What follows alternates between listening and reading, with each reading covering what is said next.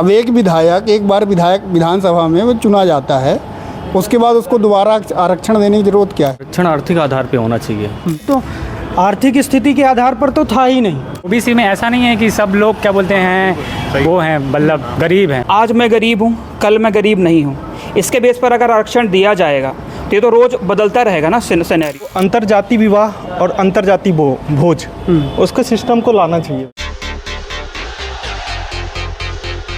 आपको क्या लगता है आरक्षण कितना रुकावटें पैदा कर रहा है और कितना सही है आरक्षण संविधान के अंदर जो भी प्रावधान है, इसमें से जो भी बोलना चाहे अब बोलें। हाँ बोलिए। आरक्षण का जो प्रावधान था कि जो वंचित हैं, जिनको ज़रूरत है उनको नीचे से ऊपर लेके आना है, लेकिन आरक्षण का लाभ कौन ले रहा है? अब एक विधायक एक बार विधायक विधानसभा में वो चुना जाता है, उसके बाद उसको दोबारा आरक्षण देने की ज़रूरत क्या है? उसके परिवार को आरक्षण देने की ज़रूरत क्या है?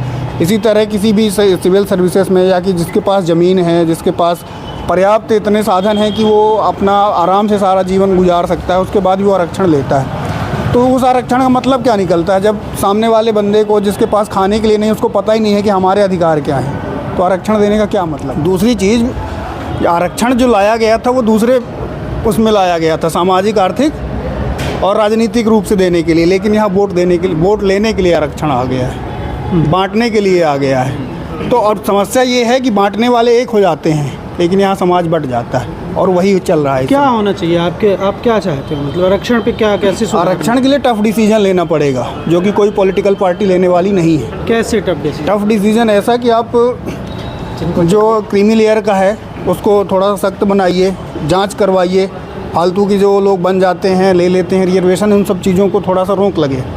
बहुत सारे ऐसे लोग हैं कि जो क्रीमी लेयर के ऊपर आते हैं वो पा जाते हैं आरक्षण।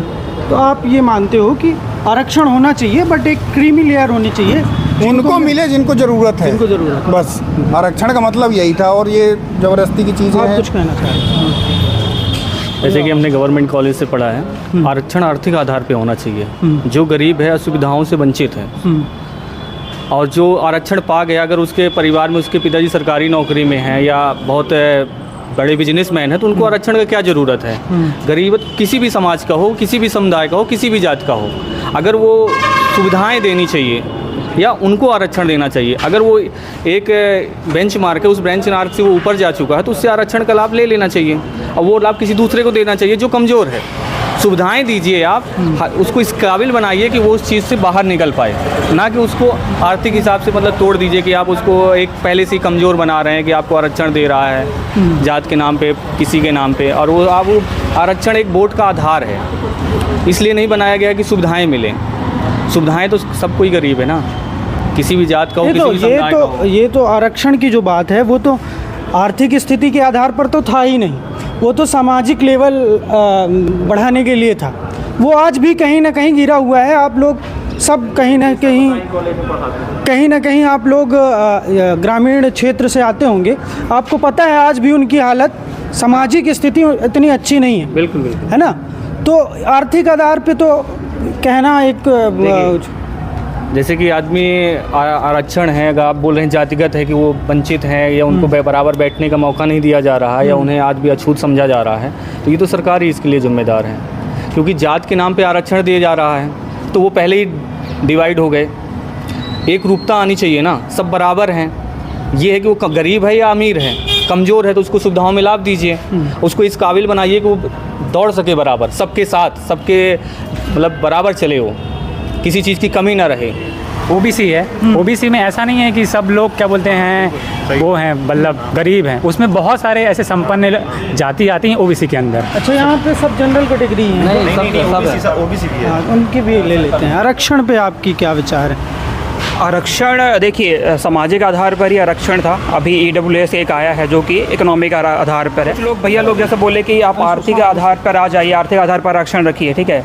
आर्थिक आधार का जो सबसे एक बेसिक है ना, जैसे जो जातिगत आधार है, सबसे पहले जो एक जाति में पैदा हुआ है वो मरते दम तक सेम जाति में रहेगा, ठीक है। आर्थिक आधार, आज मैं गरीब हूँ, कल मैं गरीब नहीं हूँ, इसके बेस पर अगर आरक्षण दिया जाएगा तो ये तो रोज़ बदलता रहेगा ना सिनेरियो। आज कोई आरक्षण में आ रहा है, कल कोई नहीं आ रहा है। इससे क्या होगा?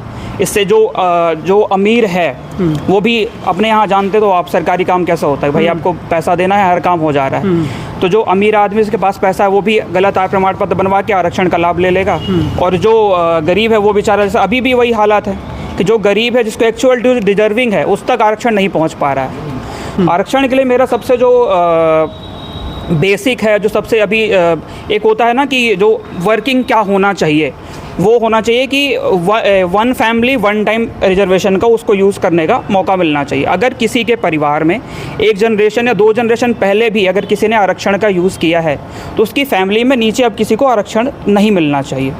मेरा ये मानना है पर्सनल आरक्षण को लेके। हाँ, एक बात जो आपने कही कि भाई इकोनॉमिक क्लास सेम नहीं हो सकती कभी भी, इकोनॉमिक क्लास है ना, आर्थिक आधार पे कोई भी बराबरी नहीं हो सकती। इकोनॉमिक क्लास बहुत जल्दी ना वो वनरेबल है, बहुत ज़्यादा मोबाइल क्लास है वो, और जो इकोनॉमिक क्लास है भाई, आज तो बहुत बेसिक एग्जांपल दूंगा आपको, ठीक है। रेलवे का भी काम चल रहा था, बहुत सारे ऐसे लोग थे जो गरीब किसान थे, रेलवे में अचानक से ज़मीन फंस गई, उनको भयंकर पैसा मिल गया, वो अब आज अमीर हो गए।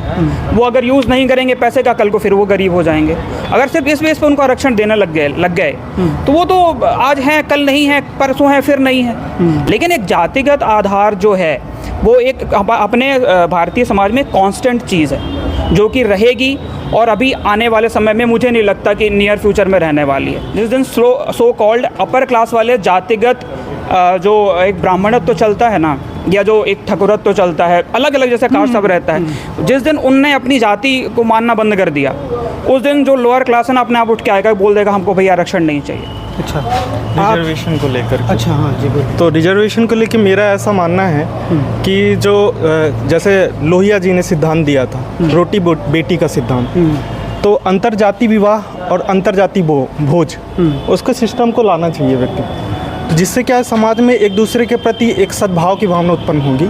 रिजर्वेशन के लेकर के धीरे धीरे इसी तरह से कम किया जा सकता है। संवैधानिक तो व्यवस्थाएं ही हैं जो हैं, लेकिन एक लंबा समय हो गया है, तो इसलिए वर्तमान समय में भी देखने को मिलता है कि लोग अब अंतरजातीय विवाह के प्रति एक अच्छी सोच रख रहे हैं, तो धीरे धीरे इसी तरह से समाप्त हो सकता है।